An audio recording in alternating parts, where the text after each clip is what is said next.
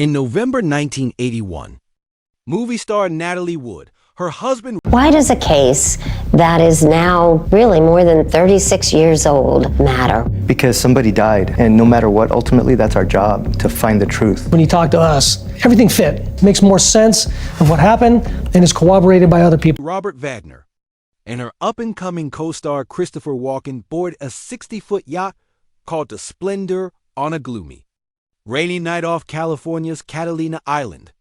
Natalie Wood vanished by daylight, her body floating off the coast in a red down jacket. For a long time, Christopher Walken's silent eyewitness description of what actually happened on that boat kept the narrative cohesive. The night on the Splendor and what Walken spills as Thanksgiving concluded in late November 1981. The fateful weekend got underway in relative silence. Timeless Hollywood star Natalie Wood and her husband, polished screen actor Robert Wagner, made the decision to spend a weekend away from Santa Catalina Island on their 60-foot luxury boat, the SPLENDOUR.30-8-year-old Christopher Walken. Wood's incredibly charismatic co-star on the science fiction thriller Brainstorm, which they had been filming in North Carolina, accompanied them on the trip. Dennis Davern, the couple's dependable full-time boat captain, was in charge of the ship. What was meant to be a tranquil beach getaway quickly turned into one of the most terrible and persistent mysteries in entertainment history, casting a shadow over American popular culture that still exists today. After tying up the yacht at Isthmus Cove on Saturday, November 28th, the company went ashore to Doug's Harbor Reef restaurant for supper and copious amounts of alcohol. The celebration was vibrant, according to witnesses at the restaurant, but as the booze flowed, anxiety started to simmer beneath the surface. The group took a dinghy back to the yacht at roughly 10 o'clock at night. As soon as they were back on board, the atmosphere in the little main cabin quickly turned into a heated dispute. Actors' personal ideologies, professional choices, and degree of emotional participation on set were the main points of contention, according to early statements. Robert Wagner became so enraged at one point in the evening that he broke a wine bottle against the salon table. The cabin became silent shortly after the furious outburst. Evidently distressed by the tumultuous dispute, Natalie Wood excused herself to sleep in the master suite. She was last seen alive by anyone on board at that point. Wagner discovered his wife was gone from the cottage several hours later after midnight. The crew examined the deck and found that the Valiant, the yacht's little rubber dinghy, was also missing from its tether. At first, it was thought that Natalie had taken the dinghy ashore by herself in order to get away from the stressful boat, or even return to the island. Desperation increased, though, as the hours passed in the complete darkness and search flares went unanswered. At last, a distress signal was broadcast, sparking a large search and rescue effort around the rocky coastline of Catalina. On Sunday, November 29th, just before 8 in the morning, search teams made a terrible find. About a mile from the Splendor, Natalie Wood's body was discovered floating face down in the sea. She was dressed in a nightgown, a large red down jacket, and a thick flannel shirt. The empty dinghy washed up close by. Local authorities promptly started an investigation to find out how a superstar and skilled swimmer could have died in the ocean in the tumultuous aftermath of the tragedy. At this point, Christopher Walken's story emerged as the main pillar of the original police report. Quiet, cooperative, and profoundly distraught about the death of his friend and co-star, Walken gave police a clear, concise account of his experiences that evening. Walken acknowledged that there had been a contentious discussion in the salon, but he insisted that it was entirely professional and had concluded before anyone went to bed. He claimed that, worn out from the journey and the long evening, he went to his guest cabin soon after Natalie left to her room. Investigators were informed by Walken that he did not witness Natalie leaving the cabin, nor did he hear any splashes, pleas for assistance, or the boat's dinghy motor turning on above the thunderous rain and roaring surf. Walken's infrequent public remarks in the years after the incident again reiterated his fundamental convictions about what transpired. Years later, Walken expressed his strong belief that the death was a horrific freak accident in a well-known interview. He surmised that Natalie went out on the slick deck late at night to tighten its ropes after being agitated by the rubber dinghy's constant pounding against the yacht's hull as a result of the choppy weather. She probably lost her footing on the slippery fiberglass deck, slipped, struck her head on the boat's side, and fell into the frigid water since she was wearing smooth slippers and heavy, wet clothes. He emphasized that her bulky down jacket would have weighed her down and prevented her from swimming back to the ship or climbing into the rubber dinghy once she was submerged for almost 30 years. Walken's account essentially closed the official book on the mystery by providing a tragic, rational story that supported the initial coroner's conclusion of an accidental drowning. How did an unresolved accidental drowning case abruptly become an ongoing homicide inquiry decades later? Reopening the investigation, old secrets and new testimony for over 30 years, the 1981 Sheriff's Department report served as the only basis for the official account of Natalie Wood's death. The case was officially concluded as a tragic accidental drowning brought about by a midnight slip on a deck covered in rain. However, the Los Angeles County Sheriff's Department shocked Hollywood in November 2011, just weeks before the tragedy's 30th anniversary, by declaring that the investigation into Natalie Wood's death was formally being reopened. The one person who had been in charge of the ship that evening, boat captain Dennis Davern, abruptly and dramatically changed his testimony, which served as the trigger rather than any tangible evidence unearthed from the ocean below. During the initial investigation in 1981, Davern came forward to openly acknowledge that he had purposefully lied to murder detectives. He acknowledged that he had left out important information regarding what actually happened on the Splendor during those last hours due to fear, allegiance, and intense pressure from Robert Wagner's legal and media team. Davern offered a far darker, more chaotic picture of the atmosphere on the yacht in fresh, in-depth remarks to police enforcement and media outlets. He disclosed that Wagner and Wood's dispute was a violent, alcohol-fueled altercation inside the cabin rather than just a brief, cerebral discussion about vocations. As first reported, Davern remembered hearing a lot of shouting and screaming, as well as the sound of a wine bottle being smashed on the table. After that, there was a dramatic silence that hung over the ship. Davern's revised narrative claims that the altercation took place outside the indoor salon. He said that just before Wood vanished, the altercation spilled onto the yacht's rear deck. Davern claimed to have heard Wagner yelling angrily at his wife close to the stern. The captain said that Wagner instructed him to keep out of it and mind his own business when he tried to intervene. To calm the growing conflict, Davern discovered Natalie was missing shortly after the yelling subsided. Most damning of all, Davern claimed that Wagner refused to switch on the boat's searchlights and contact the Coast Guard as soon as he realized Wood was missing. Wagner, according to the skipper, insisted on waiting, trying to minimize the urgency and delaying alerting emergency services for several hours, while they conducted their own search of the dark boat. Homicide detectives were compelled by these shocking disclosures to reconsider every aspect of the first case file. In addition to re-examining the initial physical evidence and interviewing scores of additional witnesses, detectives also brought in leading forensic pathologists to analyze the first autopsy reports. The results of this re-examination were revolutionary. The Los Angeles County Chief Medical Examiner formally released an updated autopsy addendum in 2012 that changed the case's central conclusion.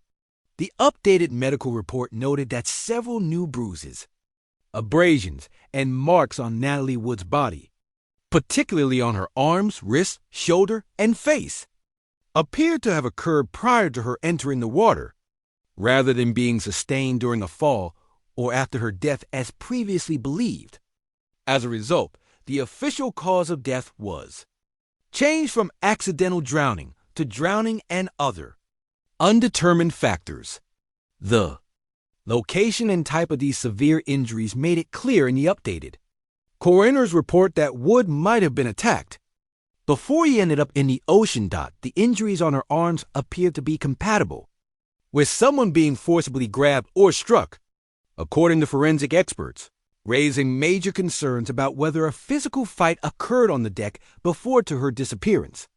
Oceanographic experts also questioned the original dinghy theory's mechanics, pointing out that it is highly unlikely that someone with Wood's well-documented lifelong phobia of deep water would willingly untether a rubber dinghy in pitch black, choppy ocean waters during a storm while wearing a heavy down jacket.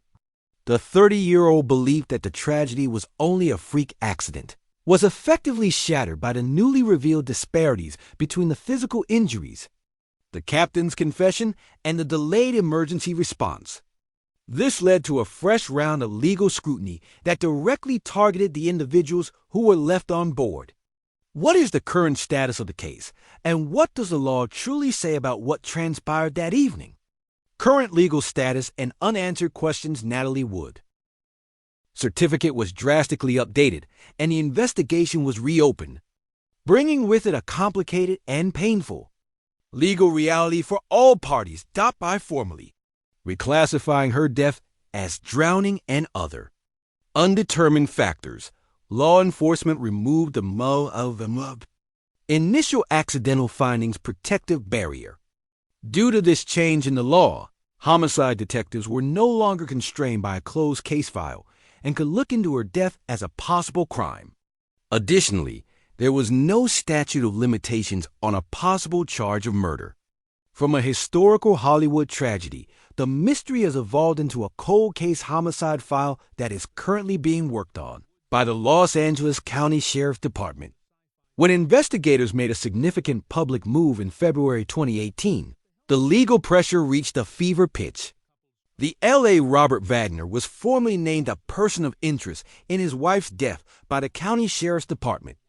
Detectives declared in public that Wagner was the last known person to be with Natalie before she disappeared into the Pacific Ocean. Based on the revised timing, the captain's fresh evidence, and the forensic reevaluation of Wood's injuries. Over the years, homicide investigators discovered recurring discrepancies in Wagner's testimony, especially when it came to the precise chronology of events, the conclusion of the argument, and the reason that almost 4 hours passed between Natalie's disappearance and the initial Coast Guard contact. Wagner, through his legal team, continually refused to be re-interviewed despite repeated demands from law enforcement to have a formal, recorded interview with cold case detectives, arguing that he had previously completely answered all the questions. Back in 1981, Christopher Walken's legal position in the investigation has remained entirely unambiguous and unaltered. In sharp contrast to Wagner's precarious legal position, Walken is not and has never been a suspect or a person of interest in Natalie Wood's death, according to many and clear statements made by law enforcement. Walken complied with all requests from law police as soon as the sirens went off on the morning of November 29, 1981. He gave thorough, consistent testimonies, gave investigators unrestricted access to his personal timeline, and hired eminent legal counsel who promoted candid dialogue with the sheriff's office. Detectives have openly acknowledged that Walken's claim that he retired to his cabin before to the last altercation has consistently held up under examination, effectively absolving him of any bodily role in the events that transpired on the deck. However, the case is still stuck in a maddening state of legal ambiguity despite decades of rigorous inquiry, media frenzy, and forensic evaluations. Senior homicide detectives admitted at the beginning of 2022 that although Wagner is still a person of interest, the police had exhausted almost all leads without obtaining the conclusive smoking gun evidence needed to file formal criminal charges before a grand jury. An enormous obstacle to gathering evidence is the physical constraints of a crime scene that was located on a moving ship in the open ocean decades ago. Investigators are almost entirely dependent on circumstantial evidence, contradictory memory recollections, and old logbooks because important physical evidence was either never gathered during the hurried 1981 investigation or has deteriorated over time, and several significant figures from that era have passed away. As a result, Natalie Wood's passing remains one of Hollywood's most painful unsolved cases. legally. The case is still open, allowing the state to take prompt action in the event that a new witness comes forward or new forensic technology provides new information. However, in reality, the truth is still imprisoned in the chilly ocean waters off Santa Catalina Island in the absence of a direct confession or extraordinary tangible evidence. You must examine the project that initially brought these three people together in order to comprehend how their lives intersected on that boat. You must examine the 1983 science fiction thriller Brainstorm, the project that first brought these three lives together, in order to fully understand how they came together on that fateful night. Dynamics on and off set, Walken, Wood, and Wagner directed by visual effects pioneer Douglas Trumbull. The production was a high concept, ambitious endeavor that was filmed throughout late 1981. The story revolves on clever scientists who create a groundbreaking technology that can capture and replay human thoughts, brainwaves, and visceral bodily feelings. As the main characters, Christopher Walken and Natalie Wood portray separated scientist spouses who, while creating this groundbreaking technology, find themselves reconciling both personally and professionally. From the beginning, Walken and Wood's connection on set was electrifying. Walken, who was well known for his unusual passion, unique cadence, and intense commitment to character analysis, became close friends with Wood right once, during a time when Natalie was actively pursuing mature, challenging film roles, working with a phenomenally gifted, theater-trained actor like Walken gave her a new lease on life. The two co-stars' close connection off-camera was frequently observed by onlookers and members of the production team on the North Carolina set. They ran lines together repeatedly, had regular dinners together, and formed a laid-back, light-hearted friendship that transferred into real, tangible chemistry on screen. Robert Wagner, Wood's husband, was aware of the two co-stars' easygoing relationship. Wagner frequently appeared on the Brainstorm set. Wagner was a classic Hollywood leading man, accustomed to the spotlight and traditional studio splendor. Observers frequently noticed a subtle underlying tension whenever Wagner visited the set, despite Wagner's official claims that he completely supported his wife's professional ENDEAVOURS at the time. Hollywood insiders and gossip columns started speculating about possible jealousy, asking whether Wagner was uncomfortable with Wood spending so much time with her alluring new leading man. Wagner invited Walken out for what was supposed to be a laid-back, amicable Thanksgiving weekend cruise aboard their yacht, the Splendor, because of this subtle, simmering conflict. The Brainstorm production was immediately thrown into a profound crisis and emotional shock when Natalie Wood tragically drowned during the holiday weekend while the movie was almost finished. The film supporting studio, Metro-Goldwyn-Mayer, first attempted to halt production entirely and filed a sizable insurance claim on the grounds that the movie could not be completed without its lead actress. To rescue the film, though, director Douglas Trumbull put up a valiant fight against the studio management. Trumbull altered the rest of the script, used body doubles for Wood's unfilmed parts, used inventive camera angles, and mainly depended on Walken to carry the emotional weight of the new story, returning to the location to capture more footage and finish. The conversation looping with a stand-in was an extremely uncomfortable and bizarre experience for Christopher Walken. He had to act in opposition to the recollection of a friend whose unexplained death he had seen moments before. Brainstorm was eventually released in theaters in late 1983, despite the ominous cloud that hung over the production. The picture, which was dedicated in Natalie Wood's honor, was both a permanent cinematic portrait of the creative relationship she had with Walken, just before things came apart, and a bittersweet final display of her extraordinary skill. Walken managed to construct a second act, but dealing with the fallout from the Splendor tragedy needed a remarkable degree of self-control and professional concentration. Life after tragedy, Christopher Walken's path forward following Natalie Wood's death. As the media went into a frenzy of rumors and dramatic headlines, Walken made a conscious decision that would define his public persona for the remainder of his life: complete silence. Walken withdrew into his profession instead of doing heartfelt sit-down TV appearances or trying to make money from book sales. Recognizing early on that any casual comment would just feed the never-ending news cycle and prolong the suffering for everyone concerned, he made it his personal rule to never mention the specifics of that night in public. Rather than allowing the tragedy to ruin his artistic identity, Walken returned to his trade and went on one of the most amazing and varied runs in the history of modern cinema got he methodically undermined Hollywood's attempts to confine him to a particular kind of role during the 1980s and 1990s. As Max Zorin in A View to a Kill, he brought indelible villainy to the James Bond series and gave terrifying, eerie performances in psychological thrillers like Stephen King's The Dead Zone. His distinctive speech patterns, deadpan comedic timing, and theatrical flair, however, made him an absolute scene stealer in cultural landmarks like Quentin Tarantino's Pulp Fiction, where his famous monologue about a smuggled pocket watch is still regarded as one of the most well-known single-scene performances in film history. As the years passed, Walken underwent yet another metamorphosis, turning from a dark, tragic figure into a cherished pop culture hero.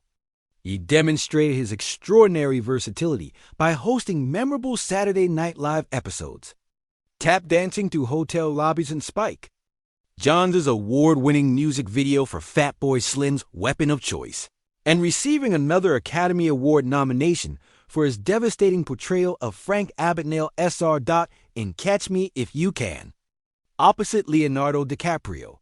Directors kept looking for him because of his unique ability to raise any script just by walking into the, not because of the tabloid shadows of his background. In sharp contrast to the high-stakes drama and romantic volatility that frequently afflicted Golden Age Hollywood nobility, this remarkable artistic career was supported by an exceptionally calm and steady private life. While on tour with a West Side Story production in 1966, Walken met his wife, former casting director Georgianne Walken. After being married in 1969, the pair lived a notoriously modest, grounded existence away from the limelight of Los Angeles, splitting their time between peaceful residences in Connecticut and New York. Walken established a strong foundation for his marriage to endure decades of intense public scrutiny, rumors, and reopened police investigations by opting not to have children and upholding a fiercely guarded private sanctuary. Christopher Walken, an actor whose impressive body of work gradually overshadowed the sad darkness that once threatened to consume his career, is a rare Hollywood survivor more than 40 years after that dark night in 1981, with a quiet dignity that few in his position could have maintained. He was able to go on while ever downplaying the seriousness of what had transpired. Walken was able to construct a second act, but we must return to the start of Natalie Wood's remarkable life in order to completely understand what was lost that night on the lake. A Star is Born, Natalie Wood's early life and stardom. Natalia Nikolaevna Zakharenko was born in San Francisco in 1938 to Russian immigrant parents. Long before she became a household figure anchoring blockbusters, Maria, her mother, was a woman with a strong sense of personal ambition and a strong belief in sinister superstitions. According to legend, a fortune teller reportedly told Maria that her daughter would be a big star, but cautioned her against dark water, a terrifying prophecy that would follow the family for generations. Natalia's mother began preparing her for a career in front of the camera as soon as she could walk, guiding her toward local talent shows and film shoots. At the startlingly young age of 4, she got her big break when she was cast in a small, silent part in the 1943 movie Happy Land. Studio executives were immediately drawn to her gorgeous dark eyes and natural elegance, which prompted her family to move to Los Angeles and formally change her name to Natalie Wood. In the 1947 holiday classic Miracle on 34th Street, she played Susan Walker, a skeptical young girl who eventually comes to believe in Santa Claus. And by the time she was 9 years old, she had become an eternal child star. Natalie had a calm, emotional depth on screen that made her performance impact much beyond her years. In contrast to many child actors of her age whose attractiveness waned as they grew, she earned thousands of dollars a week while working on her coursework in between takes for movie trailers, making her a valuable asset to the studio. However, Natalie's early years were everything but a fairy tale under the glittering studio lights. Her stern mother controlled every part of her life at home, including her income, friendships, and routine. She developed a deep-seated fear of loneliness and losing her agency as a result of being forced to endure demanding film shootings without the typical liberties of growing up.